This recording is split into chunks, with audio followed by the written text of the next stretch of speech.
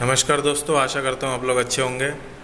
तो आज हम लोग देखेंगे टाइप्स ऑफ ऑर्गेनाइजेशनल स्ट्रक्चर। ठीक है, तो काफ़ी सारे ऑर्गेनाइजेशन स्ट्रक्चर है, उसमें जो 4 मेन टाइप्स है उसके बारे में हम लोग आज डिस्कस करेंगे। तो सबसे पहला जो है वो लाइन ऑर्गेनाइजेशन। तो लाइन ऑर्गेनाइजेशन जो है किसी भी ऑर्गेनाइजेशन में जो सबसे सिंपल जो स्ट्रक्चर रहता है उसी को लाइन ऑर्गेनाइजेशन कहा जाता है। इसमें जो है जो ऑर्गेनाइजेशन हेड रहता है उसी के अंडर में सभी वर्क होता है। वर्टिकली जो है वो उसके नीचे दूसरा, दूसरे के नीचे तीसरा, इस प्रकार से लाइनली वर्टिकली लाइन में वो ऑर्गेनाइजेशन फॉर्म होता है। ठीक है, तो line organization is the simplest organizational structure. It is the doing organization in that the work of all organizational unit is directly involved in producing and marketing the organizational goods and services। तो इसमें जो है जितने भी employ, एक तो employ बहुत कम रहते हैं और जितने भी एम्प्लॉय या वर्कर है सभी जो है हर काम में इन्वॉल्व रहता है। गुड्स में या फिर सर्विस में, जो भी मार्केटिंग बोलो या प्रोडक्शन में बोलो, सभी चीज़ के इसमें जो वर्कर है वो इन्वॉल्व होता है। ठीक है, तो there are direct vertical link between the different level of scalar chain। So since there is a clear authority structure, this form of organization promotes greater decision making and is simple in form of understand। तो इसमें जैसे बोला गया है कि vertically जो है वो इसके नीचे वो, उसके नीचे वो, उसके नीचे वो, इस प्रकार से एक चेन फॉर्म में रहता है। इसलिए ये जो है ऑथोरिटी स्ट्रक्चर जो है वो क्लियर फॉर्म में रहता है, किसको क्या अधिकार है, कौन किसको रिपोर्ट करेगा, और डिसीजन मेकिंग जो है इसमें फास्ट होता है। और ये सिंपल फॉर्म ऑफ स्ट्रक्चर है जिसको हम लोग आसानी से समझ सकते हैं। दूसरे भाषा में अगर बोले कि इसमें जो मैनेजर है उसके ऊपर जो है वर्कलोड बढ़ जाता है ना। तो इन अदर हैंड्स मैनेजर में be overburden when they have many duties, too many duties, जैसे ये फिगर में दिख रहा है। क्योंकि वो अकेला इंसान है, उसके अंडर में सभी लोग जो है वो वर्क कर रहा है, तो उसी को सभी रिपोर्ट कर रहे हैं, तो ये इनडायरेक्टली डायरेक्टली जो है उसके ऊपर वर्कलोड बढ़ जाता है। तो ये एक इसमें ड्रॉबैक है। जैसे जैसे ऑर्गेनाइजेशन का स्ट्रक्चर, ऑर्गेनाइजेशन डेवलप करेगा, ग्रोथ करेगा, तो मैनेजर के ऊपर जो है वर्कलोड जो है वो बढ़ते जाता है। अब जैसे ये सिंपल स्ट्रक्चर इसमें शो करके दिखाया कि ऑर्गेनाइजेशन स्ट्रक्चर किस प्रकार से रहता है। तो यहाँ पे देख सकते हैं, जैसे ये प्रेसिडेंट है, उनके नीचे में वाइस प्रेसिडेंट ऑपरेशन और ये वाइस प्रेसिडेंट मार्केटिंग। अब ये जो वाइस प्रेसिडेंट है ये प्रेसिडेंट को रिपोर्ट करेंगे, ये मार्केटिंग वाइस प्रेसिडेंट है भी प्रेसिडेंट को रिपोर्ट करेंगे। ये जो परचेस, असेंबली, क्वालिटी कंट्रोल, यहाँ पे जो है मार्केटिंग में प्रमोशन, सेल्स, मार्केटिंग, रिसर्च, ये जो है वर्टिकली जो है एक के नीचे एक वैसे स्ट्रक्चर बनते जाएगा। तो जैसे ये बोला है कि simplest form of organization structure is the line organization. इसको मिलिट्री ऑर्गेनाइजेशन भी कहा जाता है। सेकेंड जो ऑर्गेनाइजेशन जो ये है टाइप्स है वो है line and staff organisation. Line and staff organisation, when staff specialist are added to a line organisation to advise, serve और support the line in other manner, we have a line and staff organisation. तो same line structure में ही, line organisation में ही जब specialist add हो जाता है, कभी सुझाव देने के लिए या फिर कुछ एडवाइस देने के लिए या फिर वो कुछ सपोर्ट देने के लिए या फिर समझो कि वो अपना जॉब कर रहा है, सर्विस कर रहा है स्पेशलिस्ट, तो लाइन स्ट्रक्चर में जब स्पेशलिस्ट ऐड हो जाता है उसमें लाइन एंड स्टाफ ऑर्गेनाइजेशन कहा जाता है। तो इसमें क्या है कि this specialist contribute to the effectiveness and efficiency of the organization. Their authority is generally limited to making recommendation to the line organization। तो इसमें जैसे कहा गया है कि स्पेशलिस्ट जुड़ गया है लाइन ऑर्गेनाइजेशन में, तो इसमें क्या है कि जो ऑर्गेनाइजेशन है उसका इफेक्टिवनेस बढ़ जाता है, उसका इफिशिएंसी बढ़ जाता है, यानी वो बेहतर और बेहतर ऑर्गेनाइजेशन बन जाता है। उसका आउटपुट जो है वो, उसका इफिशिएंसी जो है वो और ग्रोथ होता है। तो इसमें जो है अथॉरिटी जो होता है लाइन ऑर्गेनाइजेशन में, ये लिमिटेड जो अथॉरिटी है स्पेशलिस्ट है स्टाफ को, वो बहुत ही लिमिटेड रहता है लाइन ऑर्गेनाइजेशन के जैसा ही। तो कभी कभी क्या होता है, ये जो है कॉन्फ्लिक्ट क्रिएट करता है, यानी कन्फ्यूजन क्रिएट करता है। Some conflict can be reduced by having staff specialist obtained some line experience which will tends to make some better understanding and problem facing the line manager. So some functions as human resource management and research and development are typical staff functions. तो ये जो functions बोलेंगे जैसे human resource management या research and development, ये जो staff functions है ये अपने फील्ड में एक्सपर्ट होता है, तो उस फील्ड में एक्सपर्ट होने की वजह से वो कुछ ऑर्गेनाइजेशन में अपना एडवाइस दे सकते हैं, कुछ अपनी सर्विस दे सकता है। तो ये नीचे जो है ये देखे हैं जो लाइन एंड स्टाफ ऑर्गेनाइजेशन का ऑर्गेनाइजेशन स्ट्रक्चर, इसमें देख सकते हैं ये प्रेसिडेंट, वहाँ पे डायरेक्टर पर्सनल और ये डायरेक्टर रिसर्च एंड डेवलपमेंट। तो ये जो है एक्सपर्ट है जो प्रेसिडेंट को एडवाइस देंगे, और ये जो है वाइस प्रेसिडेंट ऑपरेशन, ये वाइस प्रेसिडेंट मार्केटिंग। तो ये जो रिपोर्ट करेंगे प्रेसिडेंट को, तो प्रेसिडेंट को एडवाइस देने के लिए ये जो है पर्सनल डिपार्टमेंट के जो डायरेक्टर है और ये जो रिसर्च एंड डेवलपमेंट डिपार्टमेंट के डायरेक्टर ये इनको एडवाइस कर सकते हैं।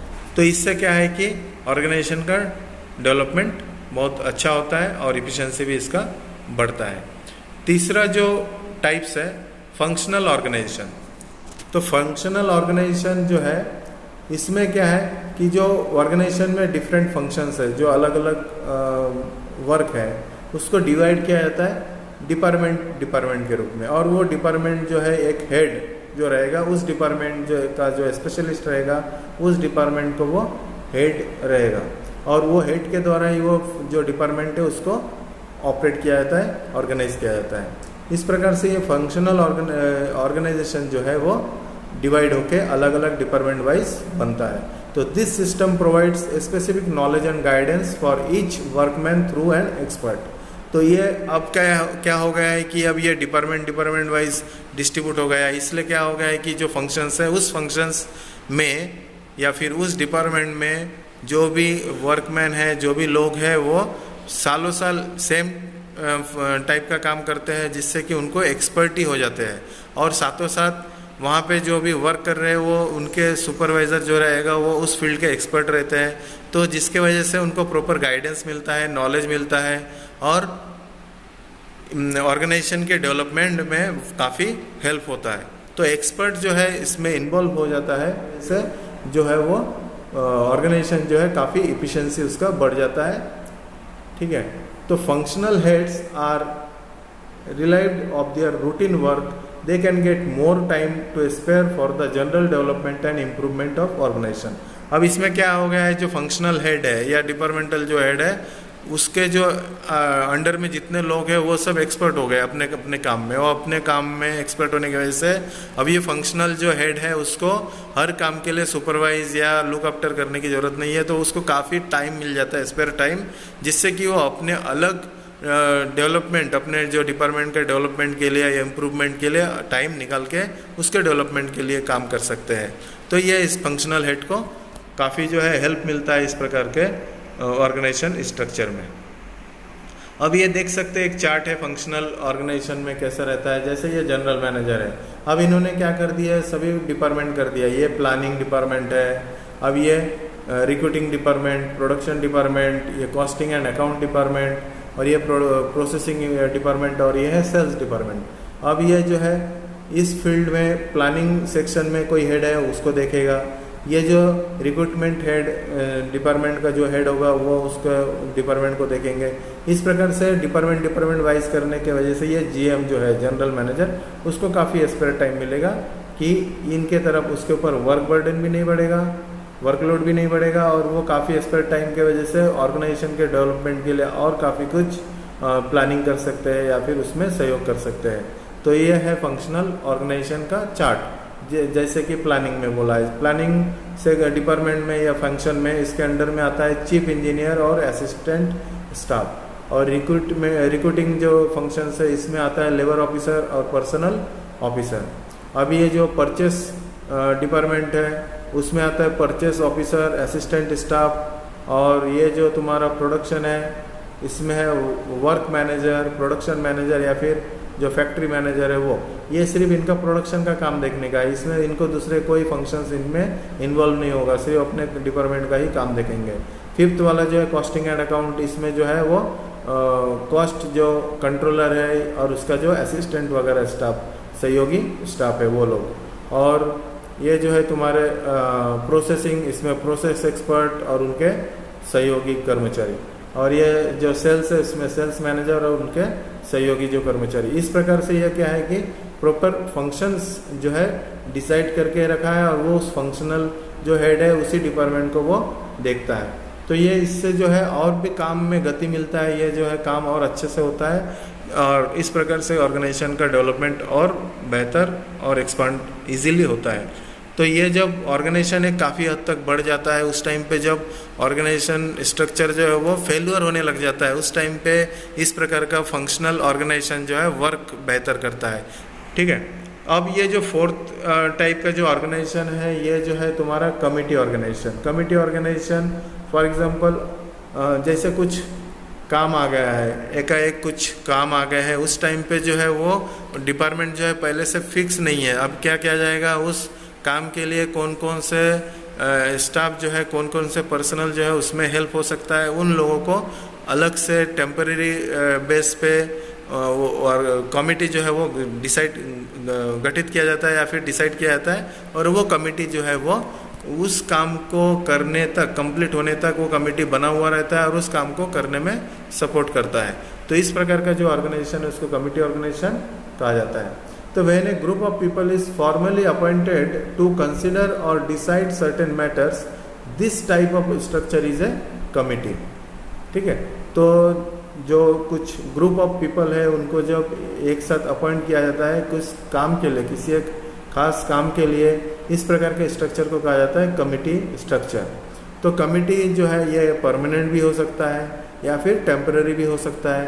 ठीक है, और तो समटाइम्स एडॉक और temporary committee are set up to deal with a specific problem. तो कुछ स्पेसिफिक कुछ समस्या आ गया है ऑर्गेनाइजेशन में, उस टाइम पे जो है ये टेम्पररी जो कमिटी या फिर बाहर से हायर किया जाता है कुछ टाइम पीरियड के लिए, ऐसे लोगों को जो लोग मिला के ये कमिटी गठित किया जाता है। एक बार ये कमिटी गठित होने के बाद क्या है कि वो वर्क जो कर लेता है, जो भी उनको टास्क दिया गया है, और ये जब हो जाने के बाद फिर ये डिसॉल्व हो जाता है। ठीक है, उनका काम होने के बाद ये कमिटी क्या हो जाता है, फिर से डिसॉल्व हो जाता है, फिर से खारिज हो जाता है। तो इसमें जो है परमानेंट अगर कमिटी है तो वो एडवाइजरी कैपेसिटी रहता है उसमें, जैसे कि जो हेड है उसको एडवाइस देना है किसी विषय पे, उस टाइम पे ये जो कमिटी रहता है वो परमानेंट कमिटी है जो है वो जब जब ऑर्गेनाइजेशन के लिए कुछ एडवाइजरी चाहिए, कुछ आदेश चाहिए या फिर कुछ सुझाव चाहिए, उस टाइम पे ये जो परमानेंट कमिटी है वो उनको एडवाइस करने में हेल्प करता है। जैसे कि एग्जांपल के तौर पे ये कमिटी जो है यूनिवर्सिटी में मैक्सिमम जो है ज़्यादा अधिक तौर पर यूनिवर्सिटी में इस प्रकार के कमिटी गठित किया जाता है, जो है डीन को या फिर डिपार्टमेंट जो हेड है उनको रिपोर्ट करता है। और कुछ कमिटी को जो है अथॉरिटी भी रहता है ऑर्डर देने का, और this committee are usually reserve for a very high level. तो ये कमिटी जो है वो काफ़ी हाई लेवल में, हाई लेवल पर्पस के लिए बनाया जाता है, या और हाई लेवल में भी ये गठित किया जाता है, जैसे कि बोर्ड ऑफ डायरेक्टर है। अब ये executive committee, board of boards, जो एग्जीक्यूटिव कमिटी है एग्जांपल के तौर पे, तो जो एग्जीक्यूटिव कमिटी है जो कंपेंसेशन या फिर कुछ सक्सेशन प्लानिंग करना है उस टाइम पे ये गठित करते हैं। Although the committee have a number of advantages, they also have a number of disadvantages. इस प्रकार के कमिटी का बहुत सारे एडवांटेजेस भी है और बहुत सारे डिसएडवांटेजेस है। तो ये जो कमिटी होता है ये जो है मैक्सिमम जो है टाइम कंज्यूमिंग होता है, क्योंकि ये कमिटी अब ये कुछ एकाएक समस्या आ गया, ऑर्गेनाइजेशन में कुछ प्रॉब्लम आ गया, तो इसमें कमिटी को गठित करो, फिर उनको अपॉइंटेड करो, फिर उसको वो टास्क असाइन करो, उसके बाद वो लोग उस पर वर्क करेंगे। तो ये जो है काफ़ी टाइम कंज्यूमिंग जो है वर्क है। तो hence they should be manage effectively. तो इसलिए इस प्रकार के कमेटी को हैंडल करना काफ़ी थोड़ा सा डिफ़िकल्टी होता है, तो इसको काफ़ी इसमें सावधानी से इस प्रकार के कमेटी को मैनेज करना पड़ता है, हैंडल करना पड़ता है। ठीक है, तो समझ गए होंगे ये 4 प्रकार के जो है मेन जो है ऑर्गेनाइजेशन स्ट्रक्चर। इसके बाद भी बहुत सारे और भी टाइप्स है जो छोटे मोटे, तो मेन मेजर जो टाइप्स बोलेंगे इसी 4 टाइप के जो है ऑर्गेनाइजेशन स्ट्रक्चर होता है। तो फिर से एक बार रिपीट करते हैं। जो पहला है लाइन ऑर्गेनाइजेशन एंड सेकंड जो है, पहला जो है लाइन ऑर्गेनाइजेशन, सेकंड जो है तुम्हारे line and staff organization, third जो है फंक्शनल ऑर्गेनाइजेशन और फोर्थ जो है वो कमेटी ऑर्गेनाइजेशन। तो उम्मीद करता हूँ आप लोगों को समझ गए होंगे। अगर अच्छा लगा है तो लाइक करो, सब्सक्राइब करो और अधिक से अधिक लोगों तक इसे शेयर करो। Thank you.